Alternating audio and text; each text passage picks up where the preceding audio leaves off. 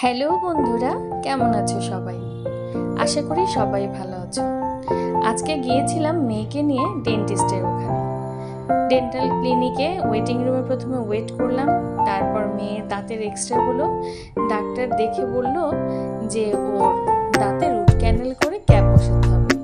সেটা দেখে শুনে মেয়ের যে কি কান্না, তার মধ্যে ওর বাবা যায়নি, আমি গিয়েছিলাম। সে তার বাবার সাথে ভিডিও কলে কথা বললো, ডাক্তার কথা বললো, ভয়ের কিছু নেই। অনেক বোঝানোর পরে তাকে সিটে শুইয়ে তার দাঁতের রুট ক্যানেলের প্রাথমিক কাজ শুরু করে দিল ডাক্তার।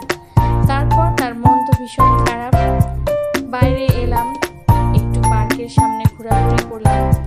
কত ফুড কার্টের দোকান, কত কিছু খাওয়ার জন্য তাকে অফার করলাম না, তার কোনো কিছুই খাওয়ার ইচ্ছা নেই। তার মনটা ভীষণ খারাপ, বিকজ সে দাঁতের ব্যথায় অনেক কষ্ট পাচ্ছিল। এখন আপাতত সে ভালো আছে। তারপর আর কি করার, বাসার জন্য রওনা দেব। এই যে আমরা হাঁটতে হাঁটতে রাস্তার দিকে চলে এসলাম। চলে এসে রিক্সার জন্য কতক্ষণ অপেক্ষা করলাম। রিক্সা পেলাম, রিক্সা পাওয়ার পরে বাসায় চলে এলাম।